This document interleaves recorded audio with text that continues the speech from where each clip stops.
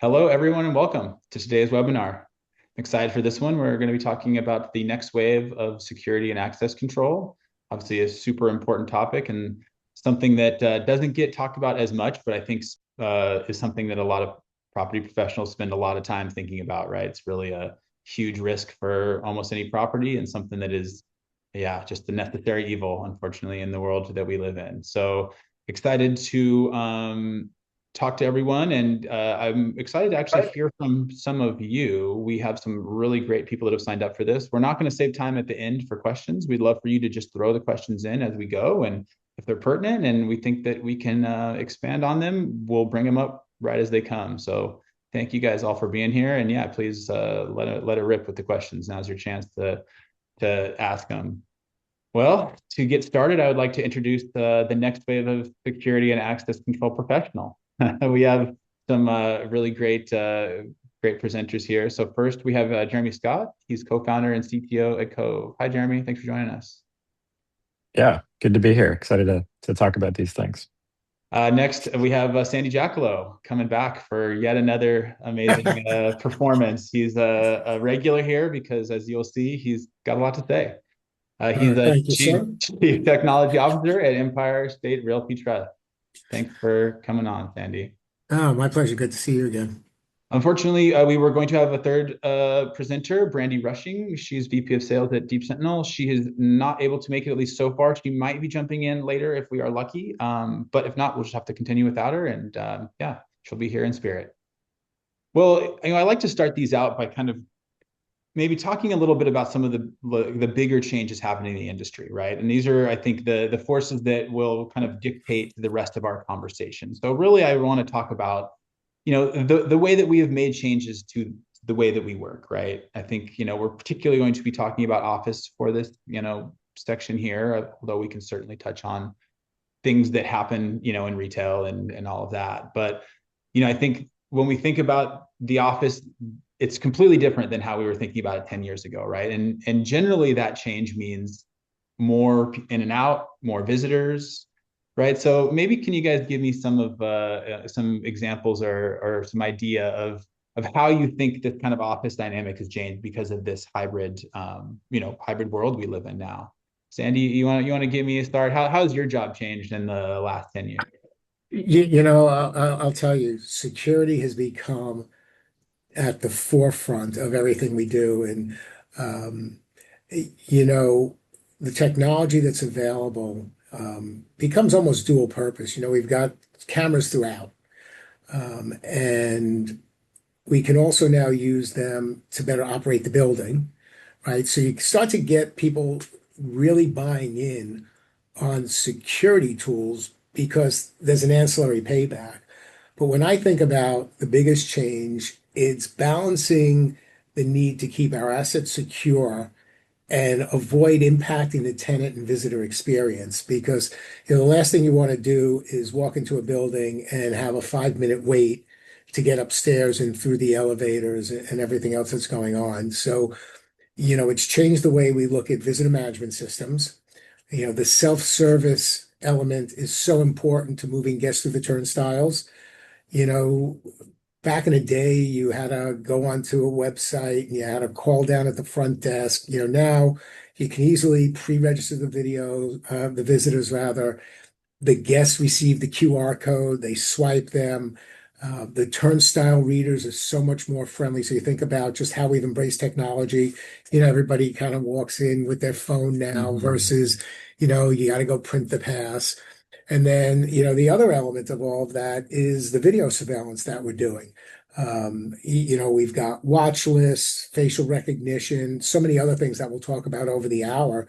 So it's really blending those two of getting people in and out of the building, but yet making sure we're secure and our SOC really knows what's going on, all the time. Yeah, yeah, and in my mind, it's really like there's two sides of security. There's the two weights pulling down, which is you need it to be as secure as possible, but you also need it to be user friendly. And I think that this hybrid world that we live in, wanting people to want to come back to the office, adds a little weight to the user friendly side of it, right? It's like, hey, Oh, before it was like, hey, just deal with it. You gotta deal. You got to be here at 9 to 5. Like that's it is, as long as it takes to get to the turnstiles is what it takes. Come early And now I think there's really that impetus of like, okay, we need to make sure that this isn't going to keep people out of the office. Well, and think about it. You know, you can use your phone now if you have like a latch or a butterfly at your home. You use your phone to get in, no more keys. I'm in New York and I use my phone to get through the turnstiles. So people have gotten accustomed to NFC, Apple Wallet, Google Wallet experience.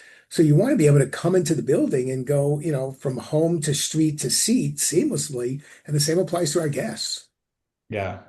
And Jeremy, I know you guys have been thinking for a long time about this kind of, experience, guest experience. Talk to me about that, but also like the visitor experience, right? That's like a lot harder of a thing usually. There people aren't onboarded. You got that is another kind of change in the office is a lot more people from outside getting brought in, right? Offices are a place for meetings and collaboration with outside teams. So how does that kind of change the way that you guys integrate with all the access control you do? Yeah, absolutely. So, like, just as background, where I sit and where we come from is really trying to be a platform for operating the building. So, Cove, we deliver like a work order system, a preventive maintenance system. We deliver the tenant facing side of things, credentialing, wallet credentials, like Sandy said, for employees to get in and out of the building all the time. The visitor management aspect of things is, a module that has gotten more and more sophisticated, and there's been more and more pressure on it as we've rolled out, in markets like New York, where the security side of that weight is so much higher. So yeah, it is exactly what you guys have been saying. It's this balance between having the system be robust enough to make the security experience tight from a visitor perspective. So like, do they have to check in before they get a pass? Can they go direct to turnstile? How do you balance that between like throughput in the lobby if you have hundreds or thousands of visitors at a busy building, every weekday? As well as like the visitor experience. Can they get something on their phone? Are they getting a printed badge? What do you do about like elevator access? We've been working with some clients recently where they've tried to tighten up security at the elevator level. So pretty standard New York buildings, Chicago buildings we're in, you have controlled access at the turnstile. So put a visitor into Cove, we push the credential into the access control system, and then it works at the turnstile. That's fine. But what if you want to lock down the elevators as a secondary measure? Um, you know, how do you get the visitors through those entry points? So being able to integrate with destination dispatch systems and synchronize visitor credentials across the board is hugely important to keep the throughput high, keep the visitor experience streamlined, even when you're trying to tighten things up. So Right. it's been an evolution, and I'd say in the last year, really a lot of change and a lot of new requests on what our clients want to see there. And what about just Jeremy, the, go on, Jack. I was Go going on, to go just on. say, one of the things that people don't realize is so complicated about what, companies like Cove do is we all have different turnstiles in different buildings, right? So they have to integrate with all the different security companies and access companies out there. And that's even gotten more complicated because when you have a portfolio with amenity space that gets shared, they now have to navigate that as well. So I think there's a complexity that goes unnoticed to really make all of that seem transparent and seamless. And have you guys Yeah, noticed a boost to like, sophistication of building occupants? Like, I think we're all getting more used to doing things, mobile first. Obviously, the working population is, more Gen Z now than ever. Like, do you think this is playing in and maybe helping adoption of these kind of mobile first things? Jeremy, I'll start with you on this one. yeah, absolutely. I think it really just ties to the expectations that you have as an occupant, and therefore that you have as a tenant, as a company, and what you have therefore as an owner or an operator of an office building. It just escalates what you expect from your visitor management system. There are historically have been a lot of visitor management systems out there that maybe aren't actually generating unique random badges for their visitors. And the security considerations around that are higher now, right? Like you need the visitor credentials to be truly unique, temporary, not predictable, one-time use, things like this. And at the same time, you have tenants who want to make sure that their visitors have a straightforward experience. They're not sitting waiting in the lobby. They're not having issues with activating their credential when they arrive. There isn't confusion around the user experience. So yeah, it's this constant sort of improvement on both sides of the coin, being able to tighten procedures, but also make sure visitors know where they're going, know what they're doing, have a credential they can use to either go direct to the turnstile, get through, get where they're going, or go to the security desk, quickly check in, get a printed badge of some kind, and be admitted. So yeah, a lot of development on both fronts, a lot of new pressure from all the stakeholders involved. Now, are we far away from a world where it will just be mobile only? Like, do we still have obviously there's fobs and there's keys and there's the QR codes and stuff. Like, is that around the corner? Do you predict that eventually that will just be one of the only ways to really access most buildings? Jeremy, actually, I want to hear you on this one. Yeah, yeah, sure. Yeah, I think I think it depends what you mean by mobile, but from a visitor perspective, certainly I think there will be increased adoption around obviously right now pretty standard to have like QR codes or barcodes that you get on your phone and you scan, and that's a pretty universally understood experience. I think that's still propagating to like certain markets where turnstiles and controlled access is not as prevalent. But you will also see more and more, wallet-based credentials being delivered to visitors. I think it's still fairly early days on that. There's some folks that are piloting it and rolling it out, but really, it's a matter of like getting the cost manageable from an operator perspective to make sure that's deliverable. But it Mhm. is a great experience, right? Once you get an Apple Wallet credential on your phone, a Google Wallet credential on your phone, as a visitor, it's the best of both worlds because it's readable at the turnstile, it's readable at an elevator terminal. You can get where you're going. It's also easily understood. You add a pass to your wallet. You don't have to download an app, right? Which has historically been a requirement for you to activate a mobile credential. So I do think we'll start to see more adoption and rollout of like wallet-based credentials for visitors. Mhm. How about you, See, Sandy? What are I you guys don't thinking about this? actually, I do not carry keys anymore. I only carry my wallet when I know I need my driver's license for something. Hmm. So Right. I am truly mobile. And I think it's like I said, we're used to it to get into the subways, to almost everything that we do right now. To get into a movie theater or anything like that, it's all mobile. There's no more printing of tickets or anything else. The other piece of it from a user experience about the advantage of mobile only, you know, a lot of us consider because security is so critical, you need to get it into the building. And, ideally, yes, Jeremy, once it's in the wallet, they don't need an app or anything. The idea is letting them use the app so that they can get to other things as well, so you can keep them informed. So I think there's an advantage to pushing mobile only because it's a better way to communicate and elevate the user experience as well for our visitors and our tenants. Yeah, it's funny. I think we're kind of the coin is starting to flip too, where you would get the mobile access to a building and you would think, oh, this is like, wow, this is novel. Like this is so high tech and cool. And now I don't get it. And I'm like, this feels very antiquated, right? It's like Yeah. it's like becomes so standard now that when it doesn't happen, I'm like, oh yeah, I have to go like talk to the guy and have him print me a little thing and get me in. It's certainly a different feel.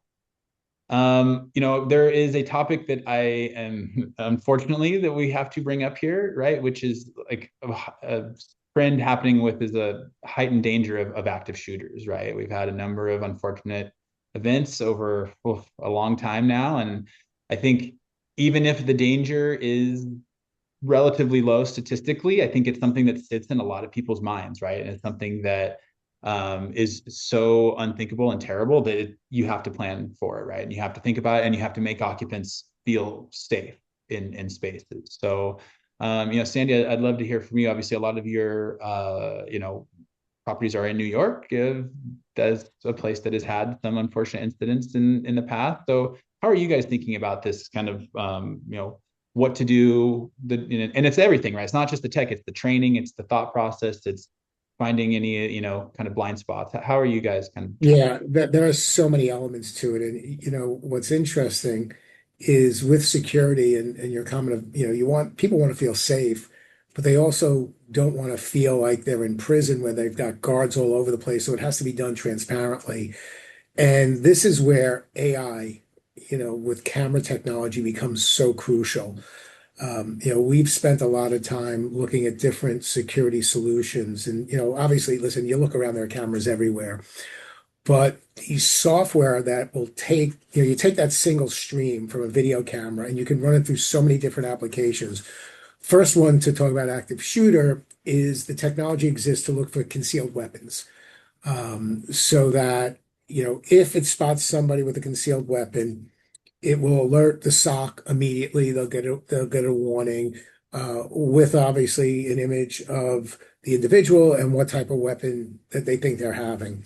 What you also want to do, though, almost as a precursor to the concealed weapon, is understand the unusual behavior patterns.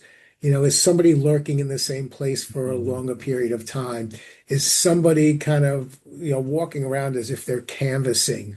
And there's technology that exists that actually look for that. And, it could even be, if you think about it, there's so many rooftop amenities now. Is somebody kind of trying to climb the fence to get a better view? Those things kind of get called out. And those start to get put together to create a picture of a potential threat to the building. And the one thing that we know for sure is the key element in any of these is response time. And literally, God forbid there's an active shooter, it takes every second counts to prevent disaster, to potentially, disarm the individual. The other side of it is training. And, yes, we all do tabletops and other things, but uh, we go through active shooter training. And it can't just be geared towards the senior executives. It's got to be done through the entire firm. It's got to be done at the property management level, at the security guard level, at the engineering level, because, it's the old see something, say something. You need to train people on what to look for. And it's the constant reminder. You can't just do the exercise once. You have to do it repetitively. You have to be able to, God forbid there is an event, you have to be able to communicate out. So, what are your thought processes on emergency notification? So there are so many different elements to it. It's not just the one piece that all have to come together to properly secure the buildings. And it's a constant challenge. It's a constant threat. And then, God forbid it does happen, you need to even have greater protocols that get into communication. I know we'll talk about that later on. Mhm. Jeremy, how about you? How are you guys thinking about this, and maybe what are you Yeah. designing to help make this safer for people? Yeah, absolutely. So, yeah, I think, like Sandy was saying, so much of it is about orchestration and coordination and response. If something like this occurs, there's a lot of new technology and AI-driven surveillance that will help with detection and hopefully mitigation and prevention. But on our side of the coin, where we really focus has been the platform in which security teams, the SOC, property management and tenants, they all live in it. They breathe in it every day. They operate and act through it. And so we've built modules historically for, communications, being able to send out that broadcast across multiple channels. As we said, we have the visitor management module, which integrates with the access control system. We have an incident management module where you can, trigger an incident, people get notified.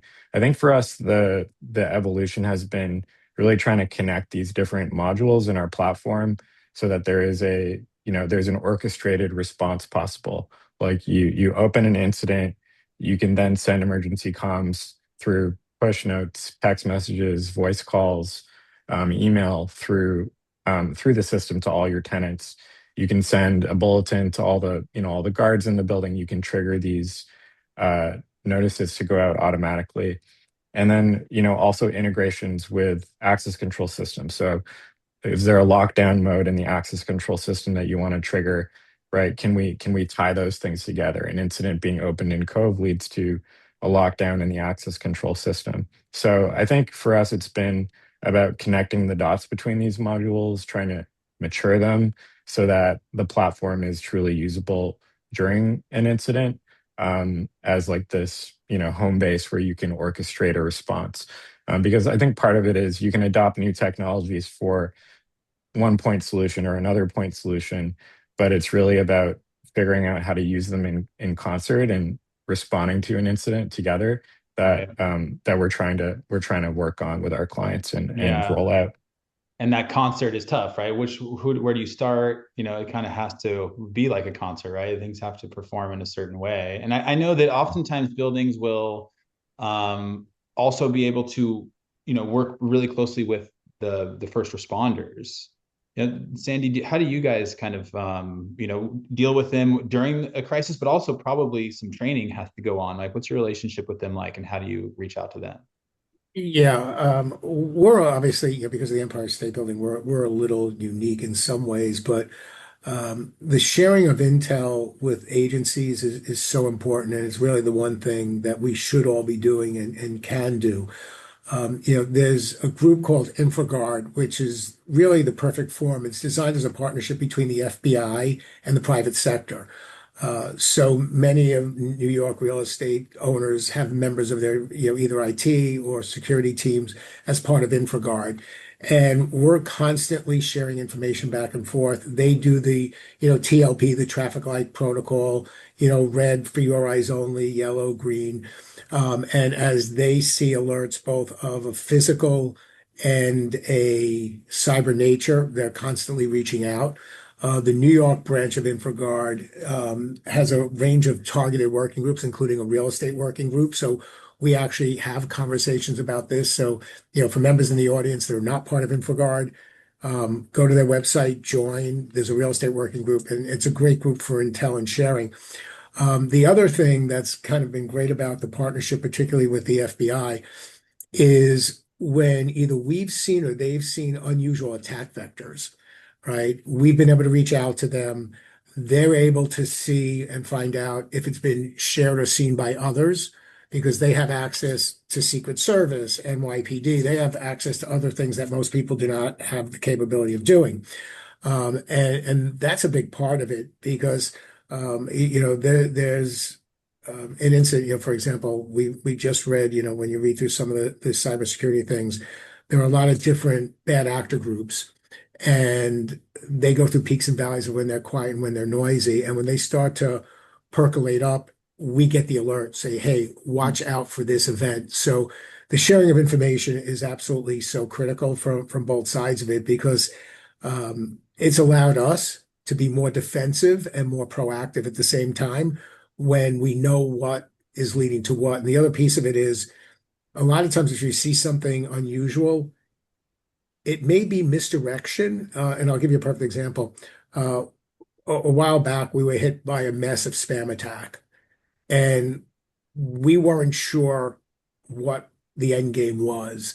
And we reached out to the FBI and had a conversation with them because we knew that wasn't the end game. It was what's coming next. Mhm. And they were able to give us some insight because what they want you to do is focus on the spam attack. And this way you're taking your eyes off of what really matters. And the FBI was able to point us in the right direction so that we were able to keep an eye on what was potentially coming and actually prevent it from happening. So it's such a critical relationship of sharing information. Our physical head of security closely tied with NYPD.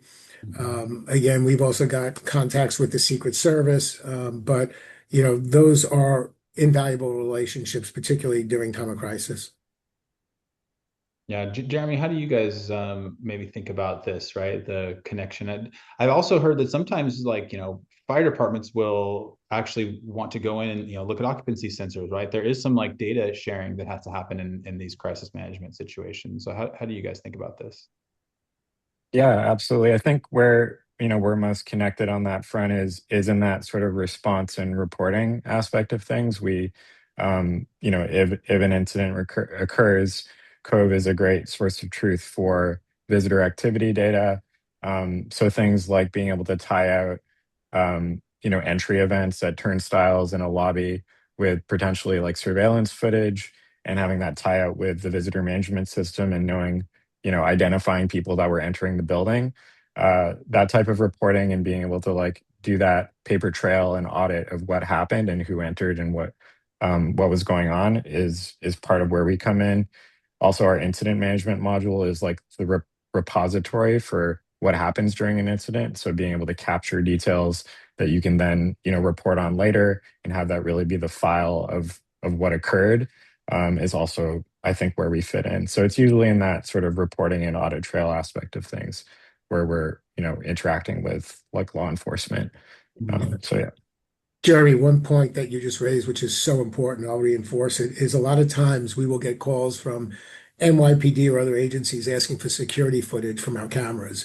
Because, there are cameras in front of our building, on the streets, and sometimes there may be something that we're not aware of and they'll ask for footage. So it is an open sharing. Mhm. Another trend I wanted to touch on here is, obviously it's been a rough go for a lot of office buildings, and NOI is down. People are looking for ways to kind of save some money. I think maybe you're a little bit insulated from this, Sandy, in New York, but the rest of the country is not returned to the office like New York has, unfortunately. Um, but one of the ways that it seems like that owners and managers are doing this is by centralizing some operations, right? Being able to have, and security is a big one that I've heard is a good candidate for this, right? Instead of having every building with, a team sitting and watching all the videos, you can have this happen in a central area, and then they can kind of, push this out. So there's some third parties that are doing this now. So you just talked to me about this kind of idea of centralization. Like, are you seeing it happen more? Does it have maybe some places that you maybe don't want to centralize, right? Are there some downsides to it? Sandy, how are you guys thinking about this right now? Our SOC is so essential. And I think any, New Can York you tell City, us what a SOC is? Here, oh, it's a security operations center. So it's and that's basically that's a set. offsite. That's in a difference, not in one of it's. It actually, for us, it actually is in one of our buildings because obviously we have the space. What it allows us to do though is we take camera feeds and other information from the security systems within each of our buildings, and they all feed the SOC. Wow. So I can have, camera footage from one of our Broadway properties. It's in the SOC. I can have camera footage from the building where we are now. So they have eyes on glass, 24 by 7 by 365. What that allows them to do, and even things, by the way, when you think about, emergency buzzers, right? That's something, somebody sees something, those go to the SOC and they can triage right away. They can either send resources, they can engage law enforcement if necessary. Um, it also allows them, by way of example, with some of the new technology with facial recognition, having a global watch list. Right. So if you have somebody who you had a problem with at building A, well, if they try to enter building B, building C, building D, anything in your portfolio, facial recognition will say, hey, wait, this person's on our watch list. Send an immediate notification to the SOC. And again, they'll be able to respond, even if it's just calling, the front desk to say, hey, you've got somebody walking in. All of that plays in together because you've got the same trained professionals looking at everything across the portfolio. Immediate alerts. So, for example, when we were talking about, kind of, pattern recognition or weapons detection at any of their properties, if we see that, the SOC it literally flashes up on the main middle screen that they can dispatch right away. So it allows you to be much more proactive because you really have people that are trained more so than anybody else. You've got the senior people, and it's such a critical element to what we do, especially, for example, with the Empire State Building. And I'm pretty sure that most New York City real estate owners who have a portfolio of buildings actually do have this centralized security operation because it's the only way to run it. You can't have that kind of information. And then, by the way, on top of that, all the information ends up going into the cloud. So you have an additional layer of backup of information. And people have the ability, head of security, other members, can get to the information on their mobile devices. Same thing. So it really connects everybody and all the right people. God forbid there's some kind of incident. And how does it change on-site staffing, Sandy? I know that, now you don't basically everybody on site can be walking around, right? You don't need to have like an office, like a security office at every Yeah, you have somebody at the front desk. the reception desk of the building. And that's pretty much it because you've got all the cameras Mhm. to now in some of the buildings that are a little bit bigger, you'll have multiple people. You have somebody maybe watching the turnstiles, depending on, remember, some of the older New York buildings are not laid out optimally where you can have people coming in from different locations. So sometimes you might need to station a few people in different locations, but with all the cameras all over the place now, between in elevators, in common areas, the only place where you don't have cameras is in individual tenant spaces. So much more efficient. And this way you can, deploy people as you need them. And give me a sense of scale, Sandy. Like, how many cameras do you think like one building has, like a good sized building? Well, that's not a fair question because it depends on the building, True. right? You in a smaller building, you could have 15, 20 cameras. In another building, you could have 500 cameras. Yeah. So when you think about how hard that is to monitor all of that, right, you really do need to have the help of the AI and all of the Yeah, bonus. because there's no way you can look at every camera. So you need, you think about the old movies that you see where, the screen would change every couple of minutes or every couple of seconds. You can't because it needs to alert you that something's going on. And that's where the AI, because it literally pops it up and says, hey, you need to look at this. You can have a sensor on a door. If this door opens, I want to see who's going into that space, pops up on the screen, and then they can acknowledge it, dismiss it, whatever else. So AI is critical. I mean, Yeah. you couldn't operate without it, and you would literally have to have a bigger, SOC because you'd need to have eyes on literally all the cameras, Yeah. You'd have to and have you like a then have bank to of hire more people. people, and it Yeah. just becomes cost prohibitive, and you Yeah. lose any sense of efficiencies. Sure. And Jeremy, are your clients centralizing? And what does that kind of do to you, right? You guys, we talked about having to integrate with lots of different, access control Yeah. cameras. Now you're pulling in a whole portfolio, right? You might have dozens of different vendors, and everything's kind of got to Yeah. work together, right? Yeah, absolutely. Yeah. So, I mean, obviously for us, I think the most interesting partnerships we have are when we're rolled out across a portfolio. And as you have both said, that directly translates into having like a broad set of integrations, right? We need to be able to talk to a variety of access control systems, some cloud-based, some on-prem. We need to be able to work with a variety of elevator systems, being able to integrate directly into a destination dispatch system. So having those broad connections is critical so that you can establish uniform processes across the portfolio. You can use one visitor management system, right, be it Cove or another one, as your consolidated approach. So you can have visitor data centralized. And with Cove, what's really important for us that we always do is you can look at things at a property level or you can look at things at a regional or a portfolio level. So we have the ability to, group properties into networks, we call them, so that you can look at things in a consolidated manner. So you can see that data in a consolidated way, but you can also standardize and roll things out across the portfolio. So like Sandy said, a great example of that is watch list management, which Mhm. is, in our system, you can enter watch list members, you can add their photos, et cetera. And you can do that at a property level, or you can make sure the watch list is centralized so it propagates across the portfolio. So just like Sandy said, if somebody's registering a visitor at another building, even though the watch list member originated from another building, that is like shared data. Same goes with, procedures, protocols, communication templates, making sure that memo that you want to fire off, if there is an active shooter or some other kind of emergency, is ready and on hand for everybody and looks the same across the board if you want to standardize it.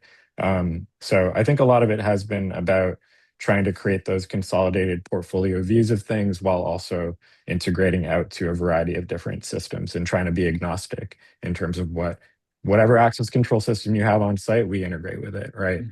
Has been what we've had to shoot for and build. Has that Yeah. integration gotten easier, Jeremy? I know there has been like I forget the name of it, but Alero, there is like a protocol now, right? Where everything's supposed to connect and talk a little bit easier. Yeah, I think, there's some movement on the when we talk about like mobile credentials, like wallet or Bluetooth credentials in that space of things, there's some movement on opening that up so that there's more kind of cross, I guess, reader manufacturer communication. But, from a security perspective for us, like we deal with systems that are a decade old. We deal with access control system versions that are a decade old. We deal with readers that are old. And, not every building owner, as you said, has the maybe is going to make the capital investment in brand new reader technology. And so for us, it's been about like backwards compatibility, being able to work with maybe a building that has the latest HID readers and a cloud-based access control system, and then other buildings that have older on-prem, you know, 5 versions back, and they have barcode readers on the turnstiles, and being Mhm. able to be flexible and roll out quickly and make sure that we can deliver a consistent experience throughout. So yeah. Yeah, Franco, two things about Alero. One, technically the standard's not live yet, Mhm. which is, it's been ongoing for a while, and now they're talking about what should, hopefully be first quarter of this year. But almost more importantly, to echo something Jeremy said, a lot of the card readers that are out there are not compliant yet.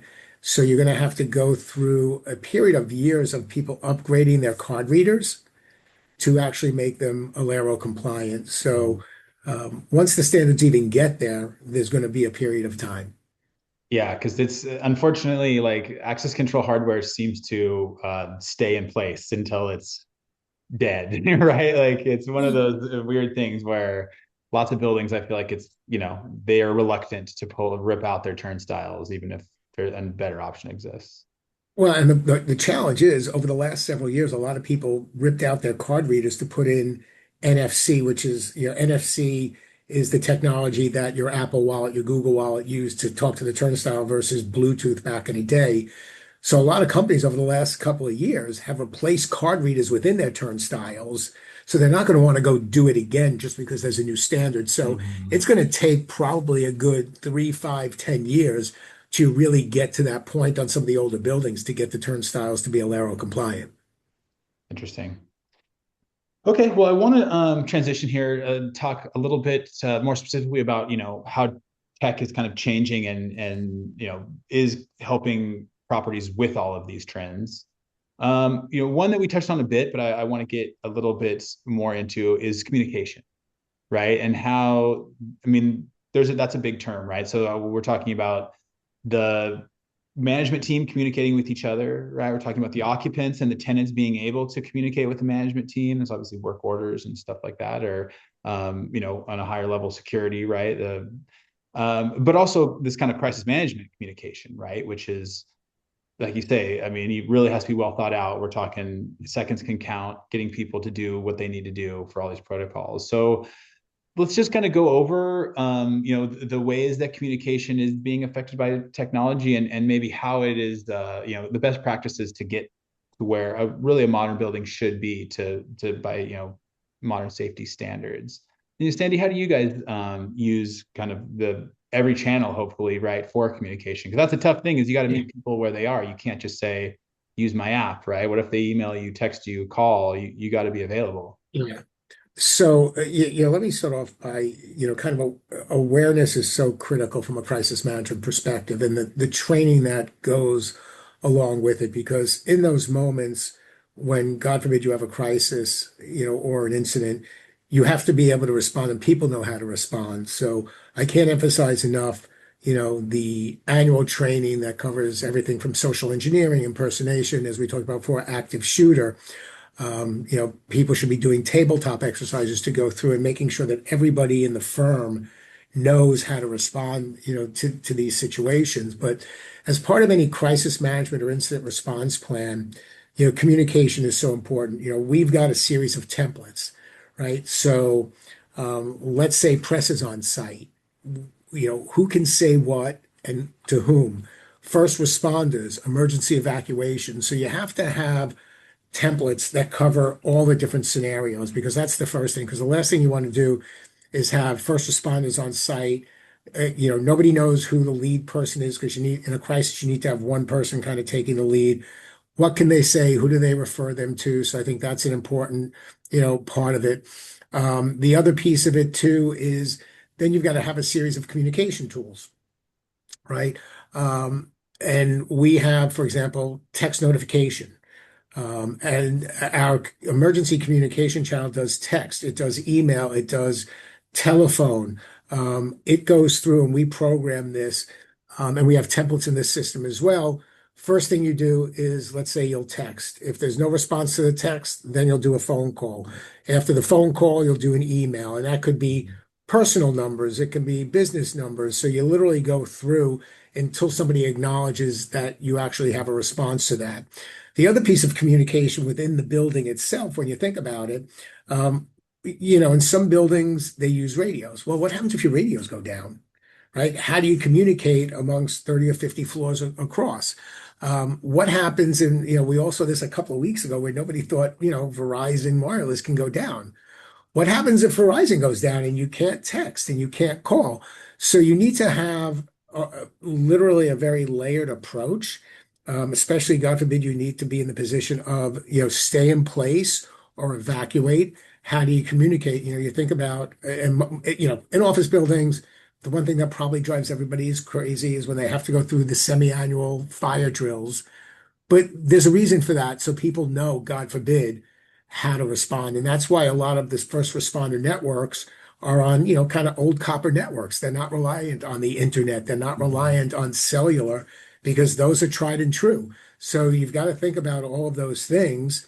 And then the other piece of that, which is probably one of the most important pieces of having all these systems, is training the people because the last thing you want them to do is freeze up in the minute and not know. So we actually, on a quarterly basis, we run through with a wide variety of people, go into the platform that we use, and then kick off an emergency notification. It's a template that basically says, hey, this is a quarterly test of our emergency notification. So we're constantly reinforcing that because, again, in that moment of crisis, every second matters. And if they have to, oh my God, I don't know how to send a text message or I don't know how to kick off an emergency alert, that could be the difference of, saving somebody's life or getting people out of danger. So it's so many different layers and levels to it.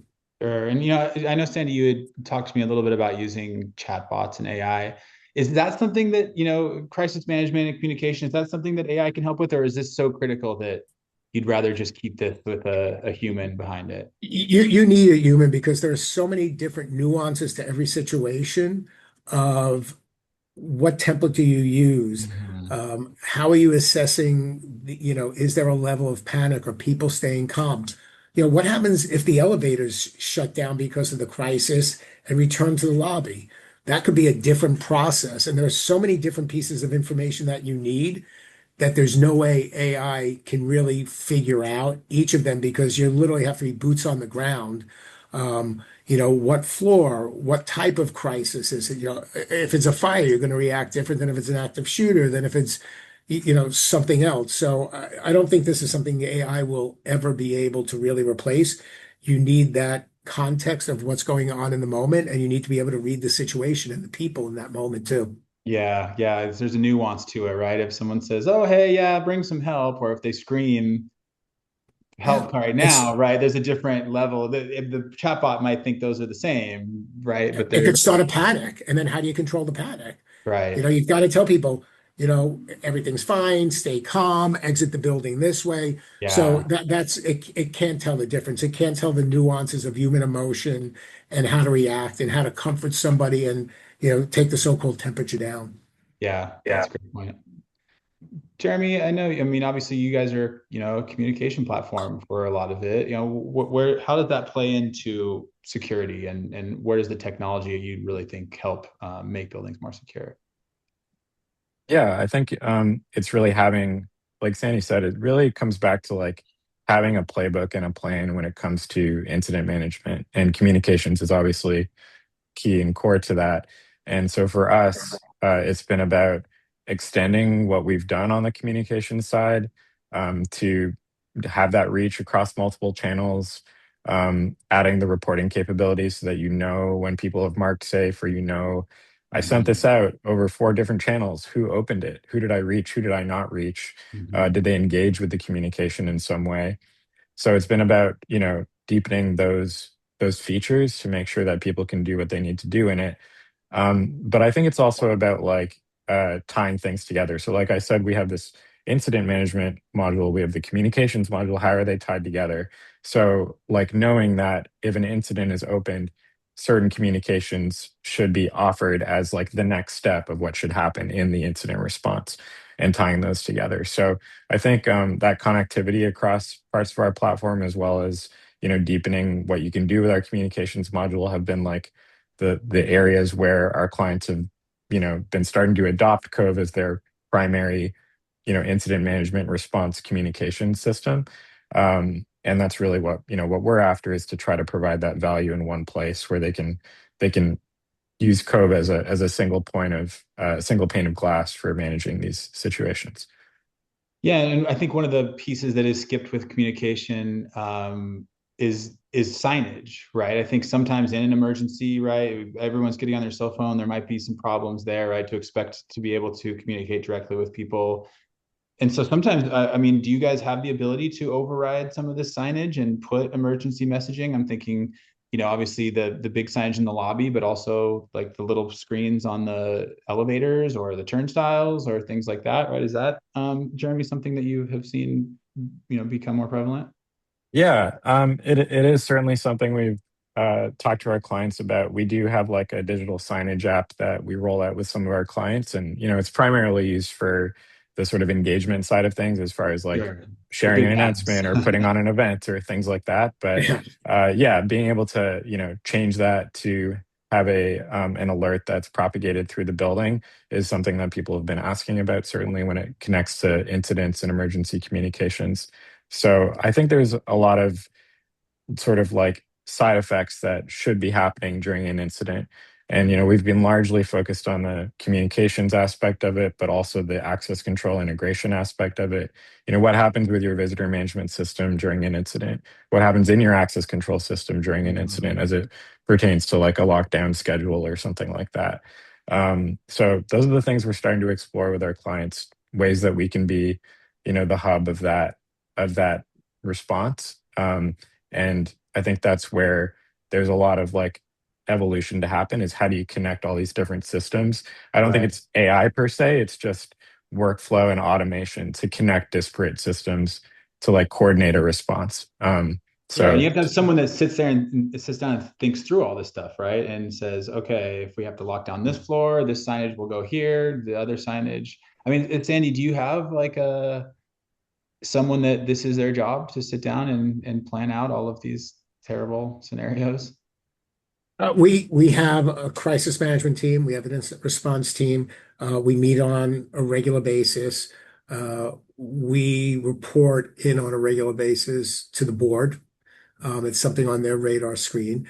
There are things that just even the decision-making process of when do you trigger certain things has to go through a process. So no, we're constantly in communication, the CMT, as we call it.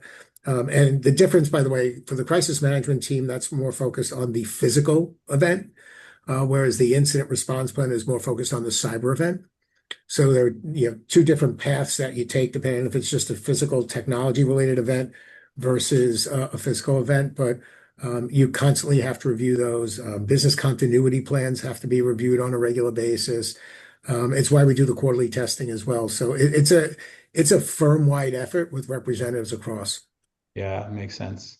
And that's a great transition, Zandius. I wanted to make sure to talk about something I know is near and dear to your heart, which is, cybersecurity. And I think, security and building security access control is a rare instance where cybersecurity is physical security, right? Like a cyber problem could trigger something that has very significant real world repercussions, right? We're not just talking about, someone posting lewd pictures on your Facebook profile, right? We're talking about doors opening that shouldn't, right? People Yeah. getting in trouble that can't. So I hear more and more about AI kind of making it easier to be a hacker, right? Giving a lot for hackers. Uh, what do you think? How are you guys, Sandy, trying to stay ahead of the cybersecurity, problem that we have? So physical and cyber have definitely converged. There's no doubt about it because also when you think about it, a lot of the systems that we now use, whether it's AI based or not, are all OT based systems on a network. that have the ability, some of them have passwords. You think about a camera has a password. You've got to update the firmware. So those continue to have risks that can impact the entire network. I mean, I think first and foremost, you have to be paranoid. You have to assume you will be attacked. The bad actors will use misdirection, as I mentioned before in the spam attack. And one of the things that we have seen is vendors, particularly, and I don't get the dichotomy here, security system vendors are notoriously bad on patching their software and solutions. Hmm. They put the camera in, they never deal with the firmware upgrade, and they don't even look to see if there have been vulnerabilities found. So what we've done is twofold. One, with every new contract or renewal that we do, we actually have a variety of, we have a cyber writer essentially that requires them to do certain things, everything from, complex passwords, upgrading software, things of that nature, so that we look at their cyber hygiene.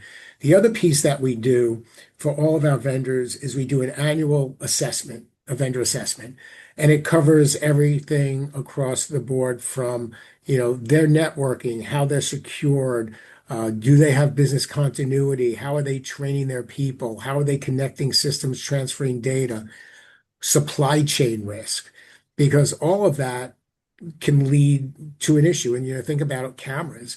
There are God knows how many buildings that have cameras that come from China, which you have to assume that means your video footage is in the Republic of China because they own everything. These are the things that, from a cybersecurity perspective, can impact your building systems. When we go through and do our tabletops on an annual basis, one of the premises is that if they get into our network, can they take the elevators down? Can they take the security system down? Can they down the radios? Whatever it may be. And you have to be thinking like that, because if you don't, then at some point the attack will be worse. So it's being vigilant, it's monitoring. I know so many of our peers that are not tracking systems that are out there. And is there unusual communication activity? Is your BMS system, talking to some unfavorable nation? There are other tools out there right now. There's a product that we are using that, when installed on our network, makes everything behind it stealth. So God forbid a bad actor compromises our network. They can't see the devices, which is pretty cool when you think about it, because you can't see it, Mhm. you can't compromise it. We're in the position where you've got to stay on top of it. It's the learning, it's the monitoring. You cannot get complacent just because you see an alert today and yesterday, that tomorrow it's the same alert. And I think that's part of the biggest problem too. We see people being complacent, and that just leads to somebody missing something. So cyber is so, so important, Yeah. because these are just other devices that can be compromised and hacked. Yeah, and it's also, the scale comes to mind again, right? You're talking about 500 security cameras. Like, how many connected devices are in the Empire State Building? Like, it's thousands, right? Tens of A thousands, lot. possibly, right? Like, so Yeah. expecting, like, I mean, you could have one person walk around all day, every day, and they'd still not be able to, audit all of this. So you really Yeah. do have to like have, a plan in place for this. Yeah. It's the monitoring, it's the alerting, it's the constant vigilance. And, you have to raise the vendor awareness, because the vendors have never been held accountable for this before. And in the day and age that we live in, they have to now have that ownership. Yeah. And Jeremy, I'm sure you guys get scrutinized for your cybersecurity hygiene, which is a new term that I'll start throwing around now. Yeah. How do you deal with it, and how do you try to make sure that Yeah. you guys are on the cutting edge of being safe cybersecurity wise? Yeah, yeah. Well, everything Sandy described, we're on in one sense, we're on the other side of the table where we're obviously we're a vendor and we have to demonstrate our security posture. So, we're SOC 2 compliant. We're audited every year on our standards and our controls. And so all of the same things that Sandy's evaluating when it comes to like looking at a vendor, we do as we look at our own vendors. It's as he said, a supply chain, and everything sort of as strong and or as brittle as whatever vendors you are dependent on, whether Weakest you're a vendor. software company Yeah. or you're the real estate owner operator. So so yeah, it's just important to be uh, to really mature yourself as an organization when it comes to security. Things are getting more and more complex, and the attack vectors only increase when it comes to how you even us as a cloud hosted software company, the ways that we could be subject to an attack, let alone a building where there may not be as strong an investment in IT security as what Sandy's describing they do, at the Empire State Building, for example. There's a lot of buildings that are on, as I said, access control systems that are a decade old, and there's like pretty questionable like network, ingress methods and firewalls that maybe aren't configured the right way. So I think it's just important to uh, take a step back and evaluate the approach when it comes to like IT for the building. And, especially as you look at things like adopting a more robust camera system or a new access control system or an integration between a visitor management system and an access control system, it's like great opportunities to reevaluate what you have in place and, take a more secure look at how you do things. So Yeah. we're usually part of those conversations because we're being introduced as a vendor that needs to connect to, say, an on-prem server, and you see some things that you'd rather not see, but we work with our partners to try to strengthen those things. So yeah. Mhm. I got before we go, I got a question I'll throw at you guys, particularly probably you, Sandy, since you might have been thinking about this already. Can we touch on any experiences creating security protocols within a hybrid work environment where key players may or may not be available in the case of a security situation, right? Like, let's say something happens on a Friday and it's like your interns are in, like the skeleton crew that's on a Friday. Like, how do you make sure that it's not just, oh, this person knows what they're doing, right? Everybody has like a role to play and can step in if the key people aren't there. Yeah, so it's interesting because in one of, we do annual tabletops, and a couple of years ago, the scenario was 4th of July weekend. So senior management, senior executives were away and, kind of had Not the, answering their phone. right, the skeleton crew. And what would that protocol look like? Who would make the decisions? How do you communicate? And one of the things that it highlighted and we're very good at is the training has to get pushed all the way down. Mhm. It's not only your chief engineer, but it's your assistant engineers. It's not only your head of security, but it's also the night watch person at the front desk. So you really need to push it all down. It's not the building manager only, it's the assistant or the assistant building manager. And that's where the training and education has to get pushed down to the lowest levels so that everybody knows their role and has awareness because that's what they're going to do. So if you look at most attacks, they will happen during holidays when they think people aren't around, they're not watching. So it's a great question because it's part of the thing you have to do in your training exercises. Yeah. It's when you don't expect it is when it probably will happen, Yeah. unfortunately. Well, Yeah, great. I We're at think. the end. Go on, Jeremy. No, I was just going to say on our side, and Sandy said this earlier, but part of the benefit of when we roll out in a building is trying to just increase the reach of the operator as much as possible. So, like Mhm. adopting an app, one of the benefits of it, a tenant app, where the idea is every occupant, whether it's a point of contact on the tenant level or any employee, any occupant can use that app and they can enroll. And part of that is that they'll be in the audience when you have emergency broadcasts going out. So that's one of the benefits for our clients is being able to not just have an emergency comm system that reaches your office managers, your tenant leadership, but also like every occupant who might be in the building. So yeah. Yeah.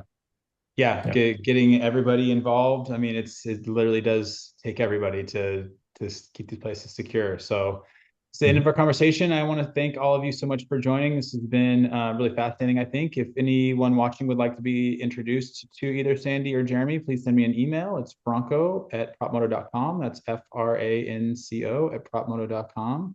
Sandy, Jeremy, thanks again for your insights. Thanks for everything you do. Jeremy, Thank great. you. Thank you. Franco, Thanks, as Sandy. always, great to see you. Thank you. Yep. Thank you both. Take care, All right. guys. Stay safe. Bye.